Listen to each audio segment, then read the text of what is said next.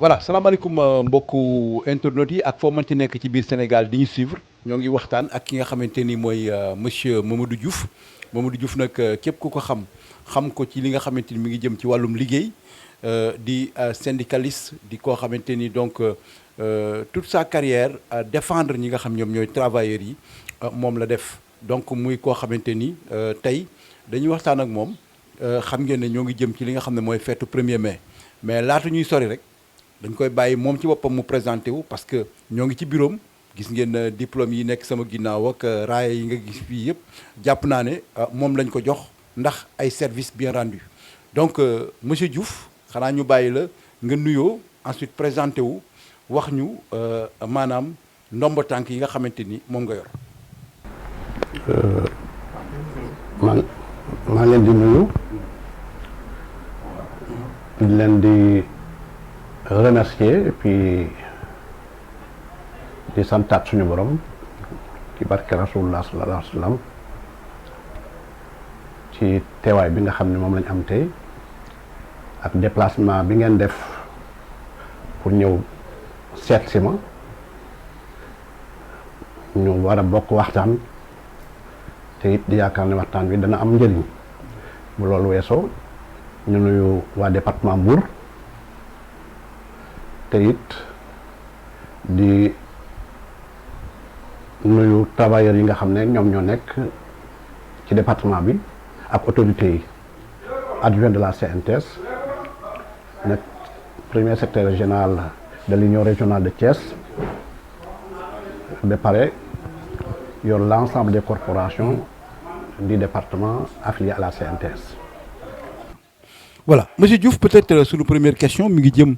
ci maanaam li nga xamante ni mooy contexte bi ñu toll fi mu ne nii c'est vrai que yàgg ngeen di joxe cahier de doléances tous les 1er mai ren jii ñoo ngi nekk ci nguur goo xam ne xam naa ne nguur gi ba ñu faloo ak léegi yàggul donc est-ce que maanaam na ngeen ko daan doxalee noonu ngeen koy doxalee est-ce que am ngeen yaakaar ci maanaam nguur gi fi ne. waaw yàlla dogal na. amoon na temps yoo xam ne dafa amoon léthargie maanaam da nga doon présenter sa cahier de doléance jox ko préfet doo am retour mais ñaari at yi passé moom gis nañu ne préfet bi fi nekkoon def na effort boo xam ne bu rëy la parce que dañ doon déposer cahier bi après lecture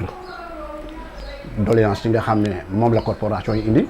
mais suñu paree automatiquement def ñu doon invité dans son bureau ñu discuter xoolaat encore li nga xam ne moom mooy revendication doléance travailleurs yi et effort bu bëri am na ci quand même et ça on le reconnaît comme yàlla dogal na ñaari at yi passé yëpp noonu lañ ko defee yaakaar nañ ne am nañu préfet bu bees waaye ñu ngi xaar lu mel noonu ci moom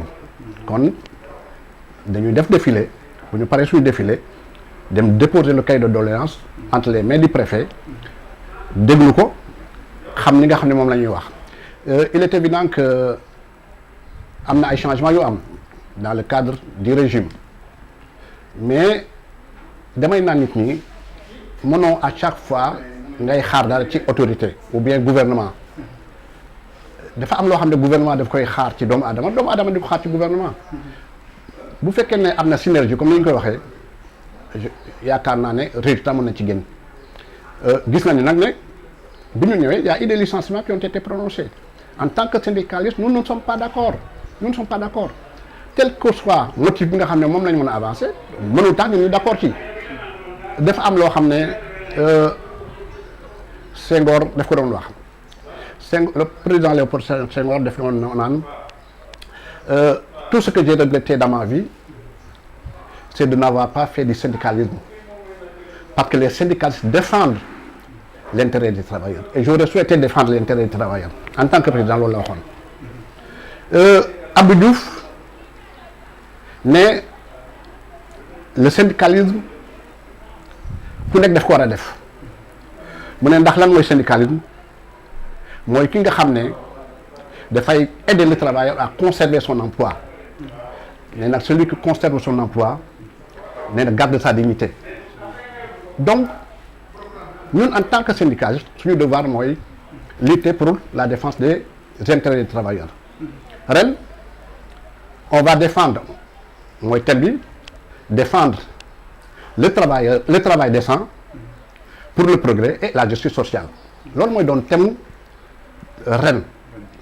pour la fête du 1er mai donc li nga xam ne moom moo am mooy que c'est vrai que le 1er mai dafa am un aspect benn aspect bi mooy lan benn aspect bi mooy fexe bi nga xam ne par exemple travailleurs yi lii seen ak yelleef am nañ ko c'est ça la revendication mais am na beneen aspect boo xam ne c'est pour aider vers le développement de l'économie d'un pays donc ñaar yooyu la ñuy boole on va allier les deux pour que réew mi ñu xam ne ñun am nañ ci wàll et puis on va faire tout pour que économie bi nga xam ne par exemple moom mooy doxal réew am ay pas yoo xam ne ay jéego yoo xam ne yu bees yoo xam ne def na ko donc voilà ci principe yi nga xam ne moom la ñu taxaw pour aller vers la commémoration de la fête du 1er mai parce que ça fait partie des aspects. Il y a l'aspect commémoratif avec tout ce qui s'est passé à Chicago en 1884. Ensuite maintenant la victoire des travailleurs qui a permis à la classe ouvrière de fêter parce que les gens disent fête ñeneen ne waruñu tëgg waruñu def lii mais si c'est une fête c'est la fête de la victoire des travailleurs qui ont été matés, persécutés pour avoir tout simplement demandé des améliorations, pour avoir tout simplement demandé une augmentation de salaire, pour avoir tout simplement demandé les 8 heures du temps quotidien. Voilà exactement. Donc loolu moo taxoon ñu ne nag comme il demande une amélioration des conditions de travail et que à l'époque nous étions sous dépendance, les colons, comme je les appelle, n'avaient pas accepté. Qu'est-ce qu'il fallait faire? Il fallait donc défendre sur le plan international les travailleurs. Les femmes, effectivement, à cette époque, avaient accompagné les maris, les frères, etc., etc. Et elles aussi ont été matées. Il y a eu même des pendaisons. Vous voyez? Donc, c'est à l'issue que les travailleurs se sont dit, étant donné que les gens se sont battus en 1884, fêter cette victoire en 1886, il fallait maintenant continuer à mémoriser, mais également à faire de sorte que les travailleurs des générations futures comprennent ce qui s'est passé et prennent la même démarche pour défendre les travailleurs dans toutes les structures. D'accord ñu ñëw ci loolu lu am solo la parce que historique bi nga indiwaat léegi nag ñu dem ci Petite Côte bi fii xam nañ ne fii li fi nekk ci liggéey bari na loo xam ñoo xam ne ci secteur tourisme la ñuy liggéey te secteur boobu aussi dañoo gis ne tey bari na ay hôtels yu tëj bari na ay liggéeykat yu ñu dàq bari na daal maanaam daal c'est un secteur bu nekk en souffrance donc est-ce que tey syndicats yi ak patronat bi waruñoo mën a waxtaan pour jéem a xool nu ñu bourser le secteur. En effet, je crois que la fermeture de plusieurs réceptifs hôteliers ci biir région de Thiès sur la Petite Côte dafa nekk loo xam ne à chaque fois dama koy répéter récemment wax naa ko au ministère du tourisme et je crois d'ailleurs que bon je ne suis pas habilité ou non la personne la mieux indiquée pour en parler mais le ministère du tourisme a pris des dispositions qui sont traduites sûrement à la présidence de la République et à la primature pour que ñu mën a fexe ba problème boobu ñu régler ko nee nañ ma keroog et j'ai wax na ma keroog du ministère du tourisme promettre ñu ne on va ouvrir les hôtels mais qu'est-ce qu'il faut faire mooy accompagner au moins pour l'ouverture des hôtels xam nga am na fi crédit hôtelier bu ñu doon wax am na ay subventions yu ñu doon wax je crois que par rapport à loolu yëpp bu ñu ko boolee war nañoo mën a fexe ba ubbi hôtel yi nga xam ne par exemple ñoom ñoo tëj du Petite Côte rek mais Petite Côte mën naa wax sax ne moo ëppale parce que tey am nañu 8 hôtels yoo xam ne tëj nañu ay hôtels yu mag amoon capacité bu rëy doon employé ay travailleurs yu bëree bëri mën naa citer par exemple Club Adiana mën naa citer le domaine de Nianing mën naa citer Sarène Beach mën naa citer Laguna Beach Savana Kumba Savana Sali Espadon Teranga hôtel yooyu yëpp tey am nañu seen caabi sous le paillasson comme ni ñu koy waxee la clé sous le paillasson maanaam tëj nañu am na yoo xam ne am na ñu ko jënd mais depuis que ñu jënd ko benn effort amul boo xam ne par exemple dem na ci sensu ubbiwaat hôtel yooyu or les travailleurs sont là ils sont en rade donc liggéeykat yi ñu ngi xaar yaakaar nañu ne benn jour avec l'apport du ministère du tourisme du gouvernement sénégalais dañ ko ubbi mais je tiens à préciser que ça ne fait même pas un mois j'en ai reparlé et j'en parle tous les jours au niveau des autorités bu fekkee ne réunion am na te ma fekkee ko donc cette promesse a été faite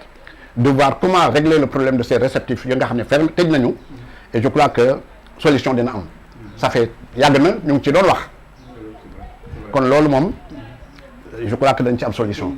waaw mais au-delà de ça tourisme dañ ko war a jëmal fi mu nekk yokk encore effort bi ñu doon def pour mu gën a am ndëgërlaay mais également pour que bénéfice yi nga xam ne moom la war a générer gën a bëri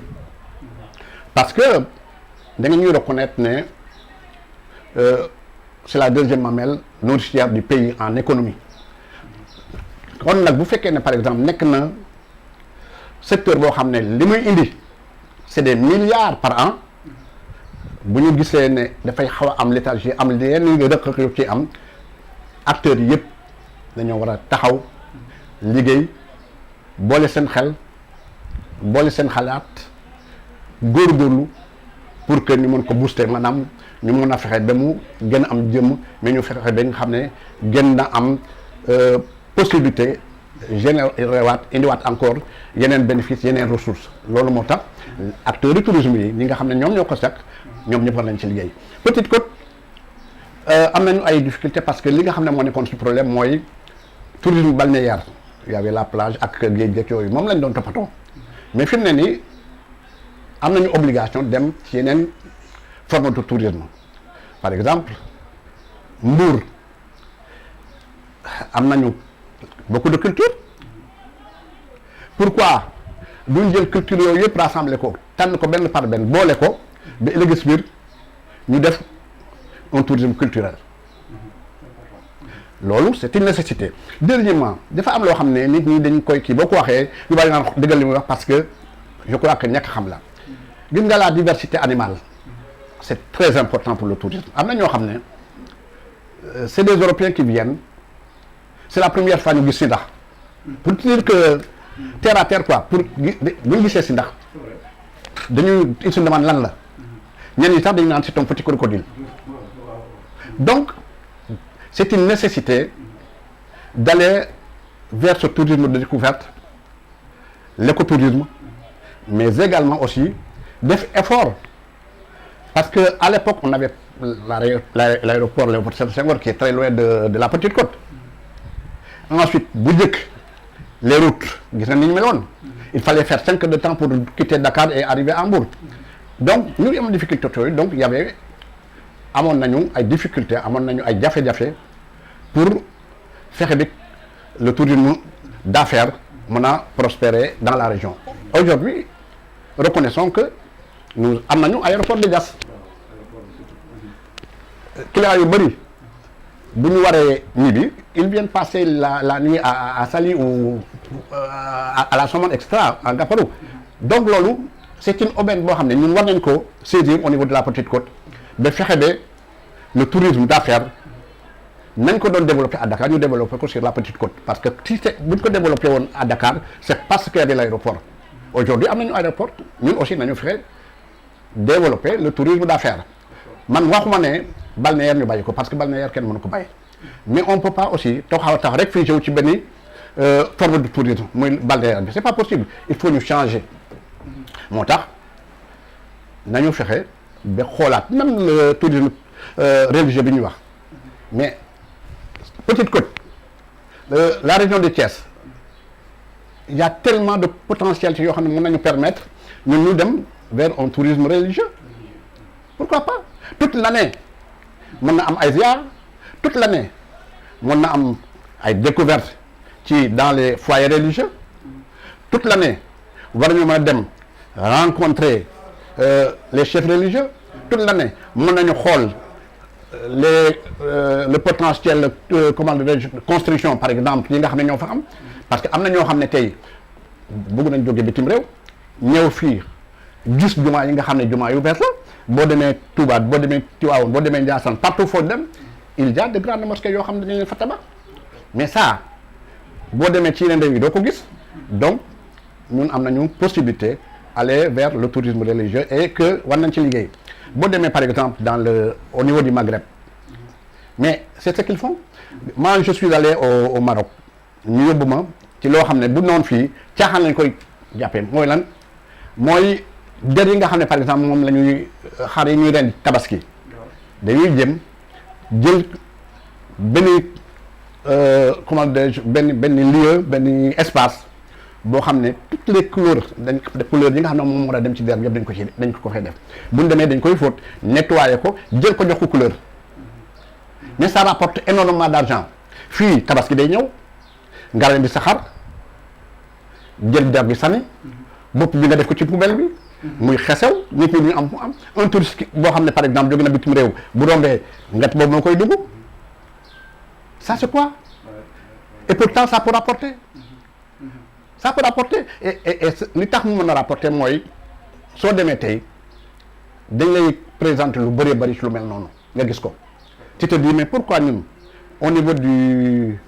du Sénégal du ñu fexe développer yooyu c'est des formes de tourisme qu'il faut voir donc moi je crois que daal Petite Côte am na possibilité yu bëri bëri pour gën a yaatal tourisme pour gën a am ay bénéfices par rapport au tourisme sénégalais. D'accord dama gis ne léegi de moins en moins bëri na ay kii yoo xam ne ay travailleurs yoo xam ne syndiqués tuñu donc te y a une prolifération aussi des syndicats mais syndicat bu mel ni CNTS moom dafa mel ni sa place ba tey mi ngi koy garder. xam nga dafa xaw a jafe parce que ku ci nekk la taxoon syndicat jóg dafa mel ni da nga ko fàtte ou bien dafa mel ni leneen moo lay itteel lu bokkul ak li nga xam ne par exemple mooy la défense des intérêts matériels et moraux des travailleurs am na ñoo xam ne dañ koy def c'est tout simplement pour avoir un lucre pour am ay fortaatu yoo xam ne moom ngay def ca poche ça il faut le reconnaître le syndicalisme su fekkoon ne def nañ ko ni ñu ko waroon def tey on n'aurait pas autant de centrales syndicales on n'aurait pas autant de syndicats professionnels mais malheureusement tey même su fekkee ne da ngaa toog am ay travailleurs yoo xam ne ñu ngi ak yow am na ñoo xam ne ñu ngi aw ci suuf pour ñu désaffilier wu ci yow dem ci ñoom te pourtant lañ leen di wax ak lañ leen di digg wóor nañ ne mënuñ ko deuxièmement xam nañ ne c'est pas faisable troisièmement xam nañu ne dañ leen di nax mais malheureusement loolu moo tax syndicats yi bari deuxième kii bi mooy le deuxième cas de figure bi mooy tey y a beaucoup de syndicalistes yoo xam ne ils ne défendent pas les travailleurs la leen intéresse tey moo ñu ne diw c'est un secrétaire général def leen jar lu ne mais defuñ ko nag pour intérêt travailleurs yi seen bopp lañ koy defal loolu moo am moo tax tey dañoo am ay yeneen génération ce sont les générations yi nga xam ne jeunes génération yooyu gëmuñu yenn naxaat yi leen di def tey CNTS nous dem nañu ci 3 élections successives yàlla dogal parce que suñu borom mooy dogal nous avons été toujours premiers ñoo mos a nekk premier ba ci dernière élection bi ñu def nii ñun ñoo nekkoon premier mais un syndicat boo xam ne une centrale du moins boo xam ne te ak na ba am plus de 120 corporations yoo xam ne ñoo fa affilié mais c'est pas une petite centrale mais ñi nga xam ne du pour saboter ou bien du pour leneen ñoom ñoo nekk ndaare ñoom ñoo ñëwaat en conditionnant nit ñi non mais c'est ça le problème qu'est-ce qu'il faut faire maintenant moi je crois que l'État devait assainir xam nga syndicat yu bëri yi amul solo day yàq liggéey coow lu bëri amul benn njëriñ je crois que il faut quand même que ñu am de grandes centrales qui puissent défendre travailleurs yi mën leen a déglu mën a ànd ak ñoom mën leen a accompagner trouver des solutions bu fekkee ne problème am na mais tant que defuñu loolu ndax topp ay vraiment ay intérêt personnel je crois que travailleurs yi aussi ils commencent à comprendre malgré que am na ñoo xam ne comprendre luñu parce que mën nañ la ndax à chaque fois dañ leen di ndax ñu affilié désaffilié dem feneen mais travailleurs yi war na xam syndicats yi leen mën a défendre ak ñi leen mënul défendre mais malheureusement problème boobu moom la ñu am et li ko def mooy des intérêts yoo xam ne on ne le dit pas mais il existe. il existe quoi d'accord waaw foofu sax dañu gis ne ñu bëri dañoo jàpp ne donc monsieur Diouf yow tu as de la poigne maanaam soo jógee di défendre ay liggéeykat sa diggante ak employeurs yi léeg-léeg day dëgër trop maanaam daal di nga toll foo xam ne day mel da ngeen tegante dënn. waaw xam nga man li ma gëm mooy su fekkee ne da nga taxaw nga ne dama dugg ci syndicat dama jël ay responsabilités pour défendre travailleur war nga dem jusqu'au bout war nga défendre te mu jaral lu ne nag te nga bañ ci jiital benn intérêt. La deuxième chose est que am na ay employeurs yoo xam ne ils comprennent ils peuvent discuter avec ces employeurs dañuy am obligation mooy lan mooy négocier ak ñoom trouver des solutions pour les travailleurs su fekkee ne liggéeykat nekk na teg na tànkam foo xam ne du foofa ñu am courage wala ne du foofu mais bu fekkee ne dañoo am un employeur boo xam ne dafa jël ay travailleurs yi def leen comme ay jaam comme on disait à l'époque le travailleur est un citron qu'il faut presser quand il n'y a plus de jus il faut jeter maanaam li moom la rek da nga ko nal ba nga xam ne amatul ndox nga sànni loolu xewi na li xew léegi mooy effectivement négocier avec les partenaires sociaux ci biir entreprise yi am nañu ay délégués du personnel ñun au niveau de la CNTS constamment on est en train de les former pour que même le syndicat maison ñi nga xam ne par exemple les délégués du personnel bu ñu amee problème ñu faire défendre faire trouver des solutions su fekkee dem nañ ba nga xam ne maintenant am nañu ay difficultés ñu def appel aux syndicats et les syndicats sont obligés de descendre sur le terrain accompagner leen sans état d'âme et ensuite s'il y a des employés yoo xam ne nag ils ne veulent pas comprendre ce sera effectivement la confrontation j'ai l'habitude de dire que confrontation maanaam xeex sous une autre forme qui ne soit pas le dialogue dama ne loolu dafay fekk nga agsi foo xam ne mënatoo arrière c'est nga boo cessé la fa des c'est la confrontation donc cette négociation ces discussions ces partages yi nga xam ne ñoom ñoo war a am entre employeur ak travailleur dañ ko war a suuxat dañ ko war di suuxat à chaque fois fexe ba mot kii bon c'est vrai que les employeurs ne peuvent pas comprendre que yenn ci travailleurs yi am ko mais donc li ma ci mën a wax daal mooy aw ma droit dugg ci kii bi mais le code du travail liggéey nañ aussi sur le nouveau code du tourisme liggéey nañ sur le nouveau code de la protection sociale donc ñett yooyu pare nañ ko mën nañ wax ne président bu fekkee ne affaire bi aw na assemblée nationale pour adoption dina ci wax et vraiment am na jéego yu réere yoo xam ne def nañ ko pour l'intérêt effectivement de la masse ouvrière mais également du travail parce que aussi il faut reconnaître que li nga xam ne moo ëpp doole mooy la pérennité maanaam fexe ba jumtuwaay bi ñuy liggéeyee ak liggéeyukaay yi nga xam ne moom fa la ñuy dem ñu fexe ba mu nekk loo xam ne lu rafet lay doon nekk loo xam ne lu accueillir intérêt travailleurs yi la nekk loo xam ne lu accueillir intérêt patronat bi la amoon naa benn ça je le fais pour rien amoon naa benn patron dafa wax ne Mamadou c'est vrai que yow délégué du personnel nga mais il faut nga xam leen ak loo mon kii nga xam ne ñun le patronat nous sommes des caïmans nous avons des dents de scie xam nga lu ñu bëgg à chaque fois dañuy matt di xecc on veut toujours avoir cette viande là mu ne man mais bon je vous comprends vous êtes toujours en train de défendre les travailleurs vous les défendrez nous ferons tout ce que nous pouvons mais il faut savoir que nous avons des dents de scie nous sommes am na patron bu ma doon wax loolu mais c'est une réalité donc c'est le patronat ils ont un capital qu'ils conservent boo xam dañ koy sàmm c'est des capitalistes mais nous aussi nous sommes des gens qui ont un droit qu'on demandera que à chaque fois ñu respecter ko parce que le président ndeysaan Youssoupha Wade du conseil national du dialogue social yal na ko bur yàlla yërëm xaare ko àjjana nit ku baaxoon la nit ku amoon xel nit ku doon accompagner employeur di accompagner travailleur et Youssoupha Wade def doon wax ne quoi qu'on dise na ngeen nangu ne l'employeur le patron a les pouvoirs et tous les pouvoirs mu ne mais na ngeen d'accord ne le travail a les droits et tous les droits donc ñun suñu droit du ñu nangu ñu bafoué ko droit yi moom nous sommes prêts à nous battre jusqu'à la dernière énergie comme on dit pour am ko même si on comprend que les travailleurs les employeurs c'est des capitalistes ils ont investi ils veulent avoir des bénéfices ça on le comprend et on le comprendra toujours.